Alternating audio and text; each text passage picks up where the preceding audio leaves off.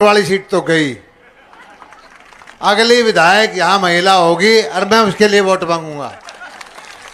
ये मैं घोषणा कर देता हूँ कि यहाँ भाई अगली विधायक महिला टिकट जो भी फैसला कर देना, मैं उसके लिए वोट मांग दूंगा। ये बड़ी खुशी की बात है। ये बढ़ते हुए भारत की निशानी है, ये बढ़ते हुए महिलाओं की निशानी है, ये बेटियां जो तरक्की कर रहे हैं उसकी निशानी है। आज स्टेज पर हमारी बहन है, मीना परिवार है, राजबाला सोरान है, चंदा गुप्ता है, या और सरपंच भी यहाँ की हैं, यहाँ जिला परिषद की वाइस चेयरमैन भी महिला है। और आने वाले चुनाव में 33% लोकसभा में महिला होंगी, 33% विधानसभा में महिला होंगी, 50% हमने सरपंचों को बढ़ाया है। किसी भी समाज के अंदर जो आधी आबादी है उसको दबा के रखोगे तो वो समाज तरक्की नहीं कर सकता।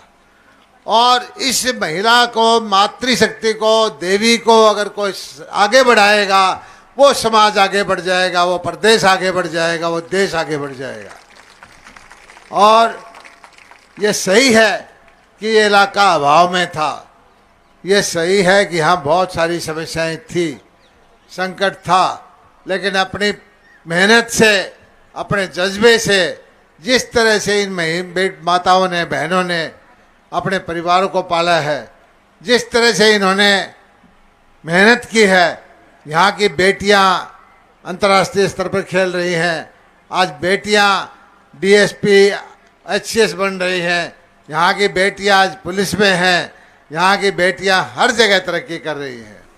और मीना जी कह रही थी कि भाई यहाँ मटका पे सिर पर उठाना पड़ता था। मीना जी, हमारा तो खारा पानी है, हमारे तो कुंड रखा करते, मटको भी नहीं था भाई मटको अपने, क्योंकि पानी ही नहीं था। यहाँ पानी को घर में डिग बना के ऐसे रखते थे जैसे कि शहरों के आदमी घी को पिप्पा में रखे हैं। लेकिन आपने देखा होगा 15 साल में ये लोहारू बदल गया, झुप्पा बदल गया, सिवानी बदल गया, गेंडावास बदल गया, बुद्धशैली बदल गई। पीने के पानी के अलावा बाकी भी यहाँ योजनाएं हैं।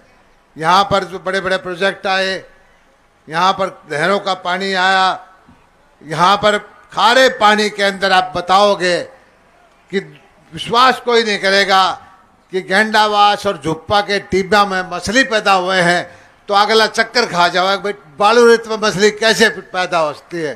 लेकिन यहाँ खारे पानी को निकाल करके झींगा मछली पैदा करके अमेरिका में जा रही है, और इस मछली के कारोबार से यहाँ के लोगों को आमदनी बढ़ रही है। अभी बहुत सारी चीज़ें और होनी हैं।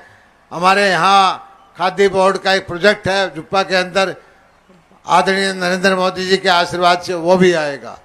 यहाँ पर गरवा में 100 करोड़ रुपए का मछली का प्रोजेक्ट है, वो भी आएगा।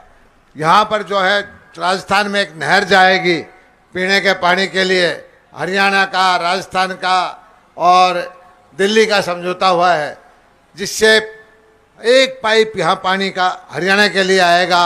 और वो पाइप कोई छोटा मोटा पाइप नहीं है, वो पूरी देवसर फीडर से ज़्यादा बड़ा पाइप है। यह इलाका मीठे पानी का हो जाएगा। और मैं तो बहनों को एक चीज़ बताता हूँ, मुझे सिर्फ 5 साल चाहिए, उसके बाद तो आप बनोगे बहनें आएंगी यहाँ से। मुझे यहाँ पर जैसे अरब कंट्री के अंदर बालू रेत के टिब्बे में खजूर होते हैं, मुझे यहाँ खजूर की खेती करके 10 लाख रुपए किले की आमदनी करनी है। मुझे इस क्षेत्र को आगे बढ़ाना है। मैं यहाँ के बच्चों को,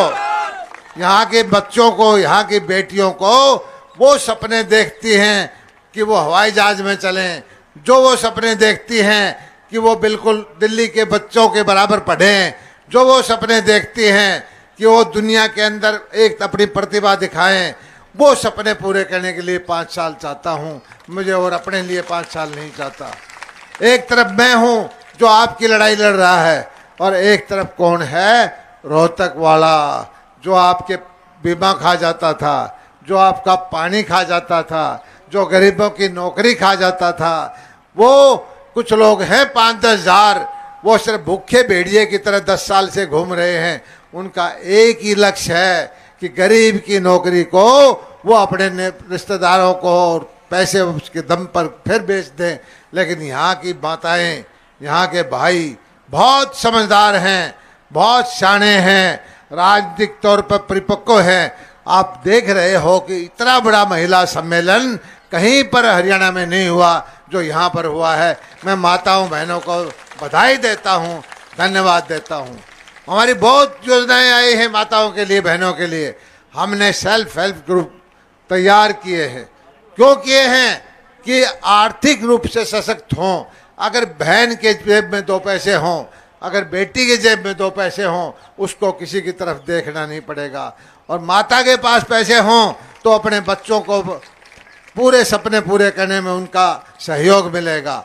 और ये काम हरियाणा के अंदर हमारे 5 साल के शासन के दौरान जितना तेज गति से हुआ है, देश में और कहीं नहीं हुआ। और इसी तरह से आर्थिक सशक्तिकरण करके महिलाओं को आगे बढ़ा करके हम समाज को आगे बढ़ाएंगे, हम इलाके को आगे बढ़ाएंगे, हम इलाके की तरक्की करेंगे। मैं आज आपकी हाजिरी को देख करके निश्चिंत हो गया हूं कि आने वाले वक्त में 8 तारीख के बाद भारतीय जनता पार्टी की सरकार बनेगी हरियाणा में।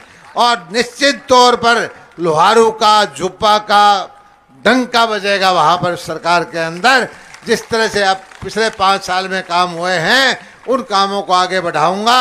और मैं आने वाले वक्त में ऐसी ऐसी स्कीमें हमारे सरकार के कैबिनेट से मिलकर के दूंगा कि महिलाएं बिल्कुल आर्थिक रूप से सशक्त हों, किसी तरह से नीचा ना देखना पड़े, किसी के सामने झुकना ना पड़े। सरकार आपकी है, सरकार आपके लिए है, सरकार आपके कदमों में रहेगी, सरकार आपकी सेवा के लिए रहेगी।